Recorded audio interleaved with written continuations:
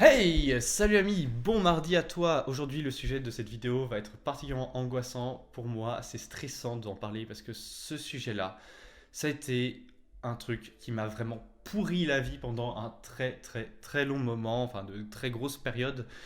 Et du coup, si tu es sur cette vidéo, j'imagine que c'est ton cas aussi. Alors je vais te parler de comment j'ai fait pour me débarrasser de mes paralysies du sommeil. Alors je ne m'en suis pas réellement débarrassé, ça peut encore survenir, je ne peux pas en être sûr. Mais en tout cas, là je sais que ça fait 4 mois que j'en ai pas fait. Et je suis vraiment très content de la situation.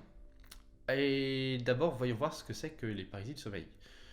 Juste avant, laisse-moi te dire, je te fais des vidéos tous les jours et je t'apporte du contenu, j'essaye de t'apprendre des choses ou de réfléchir, donner des pistes de réflexion. Donc abonne-toi, clique sur la cloche. Et oui, il y a moyen. La cloche c'est important parce que je sors les vidéos toujours le soir, mais ça peut arriver que voilà, je ne suis pas très fixe, donc c'est important. Et si tu connais des personnes qui ont des paralysies de sommeil, partage cette vidéo, ça peut vraiment les aider. Bon, alors les paralysies du sommeil, ça fait partie des parasomnies. En gros, c'est des troubles du sommeil.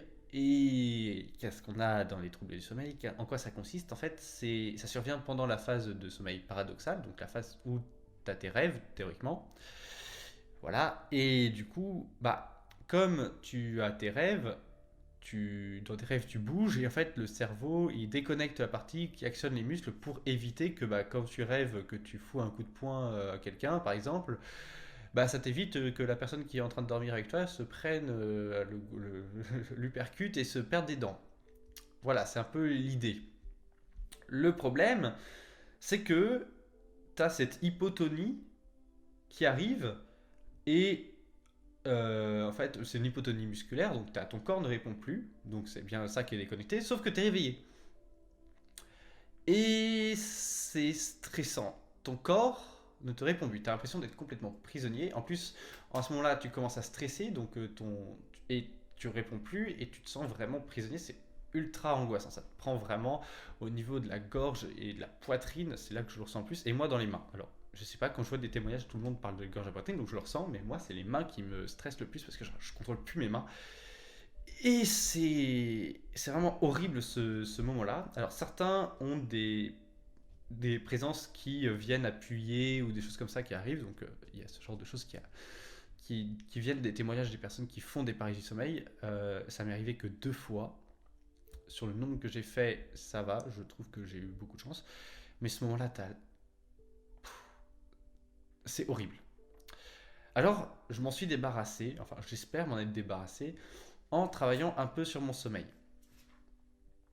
Et d'une certaine façon, et je vais te donner mes conseils ici, ce que j'ai fait, alors ça se substitue pas du tout à l'avis d'un médecin enfin de tout ce qui est médecine du sommeil, tout ça, donc c'est pas du tout, moi j'ai pas consulté pour ça, mais ça peut être intéressant pour toi si tu as d'autres symptômes qui pourraient s'apparenter à de la narcolepsie, qui est une autre maladie du sommeil, donc par exemple des hallucinations visuelles ou auditives dans la journée, des pertes du tonus musculaire en gros suite à une émotion forte, ça peut être proche de la narcolepsie. Et je t'invite à te renseigner là-dessus parce que du coup, un des symptômes aussi, du coup, c'est les paralysies du sommeil. Mais moi, ça me paraissait pas être mon cas et du coup, je me suis pas plus que ça, ne suis pas mon exemple. En tout cas, pas sur cette question-là.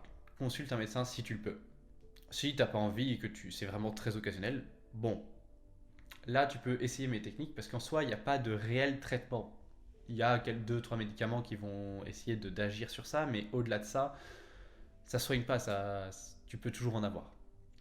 Qu'est-ce qui s'est passé et en me renseignant là-dessus, parce que ça me pourrissait, ça m'angoissait, tu vois, ça arrivait à des périodes où j'avais pas envie que ça arrive, eh bien j'ai trouvé quelques pistes et du coup j'ai expérimenté ce que je pouvais.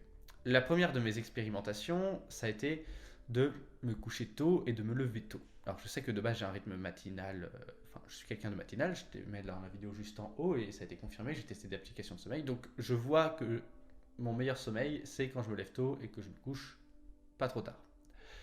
Une fois que je sais ça, enfin, ça a confirmé ce que je savais à peu près déjà. Et en fait, j'ai remarqué que j'avais des paralysies de sommeil quand, au contraire, je me couchais très tard et que je me levais tard. En général, j'ai une première paralysie et je sais pas quand ça arrivait parce que du coup, mon corps répondait pas, je pouvais pas voir l'horaire, mais ça devait apparaître entre 4 heures et 6 heures du matin. Si je devais dire à peu près. Donc les phases où tu as théoriquement dans le sommeil le plus de sommeil paradoxal, ça va avec.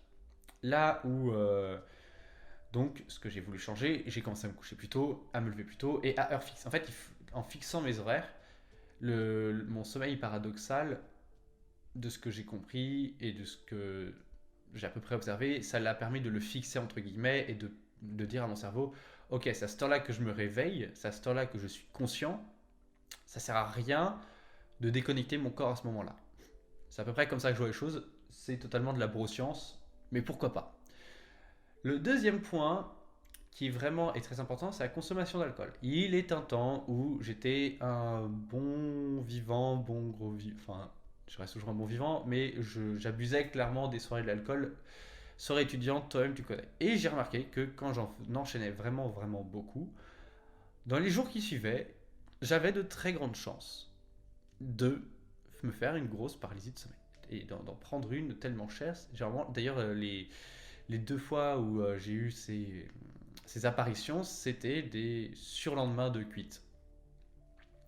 Et ouais, pas agréable du tout. Outre la gueule de bois que tu t'es tapé la veille, tu t'enchaînes avec ça. Et en plus, le pire, c'est qu'une fois que tu as eu ça, la dernière. Enfin, généralement, t'es crevé. Et la dernière chose que tu as envie de faire, c'est de, de rester dans le noir et de. Comment dire, de rester dans ton lit. Mais en même temps, bah, tu te dis, voilà, quand ça arrive et qu'il est relativement tôt, dans le coup de 3 heures 4 heures du matin, euh, et que voilà, t'as envie de récupérer, et du coup tu te dis, il faut que je me rendorme, mais sauf que t'as aucune envie de te rendormir, et tu es là, tu sais pas ce qu'il faut faire concrètement. T'es un peu paniqué, t'es complètement déboussolé, et c'est vraiment le truc flippant. Donc, l'alcool à proscrire. Et le troisième point qui, pour moi, a vraiment, vraiment joué sur mes paralysies de sommeil, c'est qu'elles arrivaient quasiment à tous les coups pendant mes périodes de révision d'examen. On passe souvent par des grosses phases de stress pendant ce truc-là, et j'ai tendance, moi, à fonctionner au stress pour travailler. C'est-à-dire que j'aime me stresser pour être plus productif. C'est la pire chose à faire, mais du coup, comme je me stressais, je me prenais la grosse décharge de stress le soir.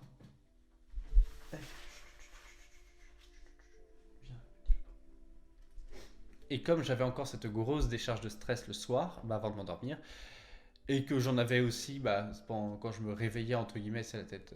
En fait, j'étais H24 stressé puisque je me mettais cette pression-là pour augmenter ma productivité.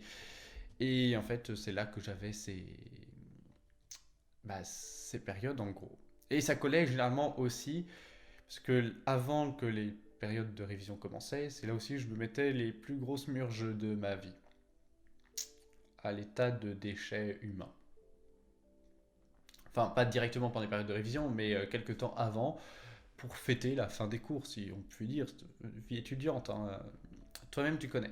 Et c'est vraiment les trois facteurs en me couchant tôt, régulièrement, me levant tôt, régulièrement, en respectant mon rythme de sommeil, en fait, en étant régulier, vraiment c'est le point clé qui va agir le plus vite.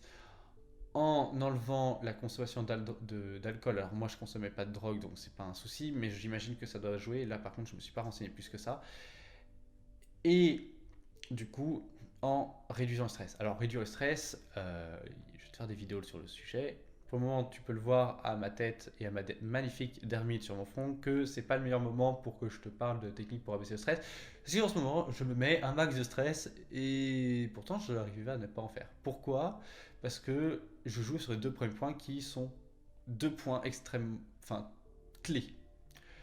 Et je dirais que il y a aussi le bon stress et le mauvais stress. C'est-à-dire que quand je suis en stress d'examen, c'est un stress qui est relativement bon, mais en même temps, tu vois, je me sentais vachement mal dans ma peau à ces périodes-là, tu vois, parce que j'étais.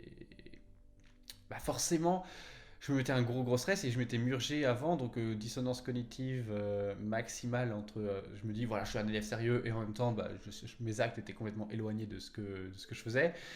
Et la pression, le fait d'être au dernier moment et tout ça. Alors que maintenant, tu vois, là, je suis partiran heureux de ma vie actuelle, c'est-à-dire que je te fais des vidéos, je bosse à côté, je me développe personnellement. C'était aussi des phases où je faisais absolument aucun développement personnel. Et j'en voulais à la terre entière, tout ça. Donc en fait, je nourrissais un très très très mauvais stress. Forcément, ça allait avec. Donc le stress, il faut quand même l'abaisser et en gros, tu vas jouer sur la quantité de stress et sur la qualité du stress. C'est-à-dire avoir un stress incisif pour travailler, mais après, te détendre radicalement. En fait, c'est sur ça que tu vas jouer le plus. Et du coup, c'est comme ça que ça va fonctionner. Bon, après, je vais pas t'expliquer comment te déstresser maintenant, parce que pour le moment, je suis un gros stressé de la live, mais je compte sur ça. Et de toute façon, tu le vois, là, cette magnifique dermite, il y a ces tonnes de peau morte que je peux avoir. Enfin bon, on va pas arrêter de tergiverser sur cette question-là. On se retrouve demain dans une prochaine vidéo. Allez, ciao!